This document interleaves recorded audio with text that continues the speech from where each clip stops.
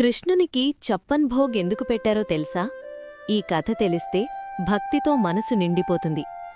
ఇంద్రుడి కోపం నుంచి గోకులవాసులను రక్షించేందుకు శ్రీకృష్ణుడు తన చిన్న వేలిపై 7 రోజులపాటు గోవర్ధన పర్వతాన్ని ఎత్తి ఉంచాడు. ఆ 7 రోజులు ఆయన తన గురించి కాదు, కేవలం భక్తుల రక్షణ గురించి ఆలోచించాడు. ఒక నమ్మకం ప్రకారం శ్రీకృష్ణుడు ప్రతిరోజూ 8 సార్లు భోజనం చేసేవాడు. కాని ఆ 7 రోజుల కాలంలో ఆయన భోజనం చెయ్యలేకపోయాడు. 7వ రోజు పర్వతాన్ని కింద పెట్టినప్పుడు తల్లి యశోద హృదయం కలవరపడింది.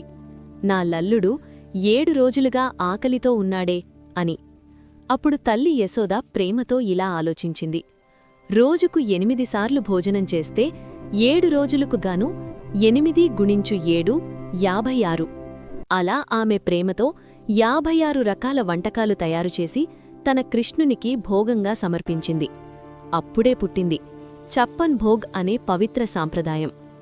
ఈ సాంప్రదాయం ఈరోజు కూడా జీవంతంగానే ఉంది. ఒడిస్సాలోని పవిత్ర జగన్నాథ్పురి మందిరంలో శ్రీకృష్ణుని అవతారమైన జగన్నాథుడికి ప్రతిరోజూ మహాభోగం సమర్పిస్తారు. అక్కడ భోగమంటే కేవలం ఆహారం కాదు, అది భక్తుల ప్రేమ, సేవ మరియు సంపూర్ణ సమర్పణ.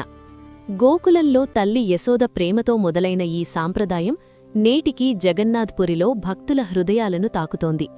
భగవంతునికి భోగమంటే వంటకాలు కాదు, ప్రేమతో చేసిన అర్పణ.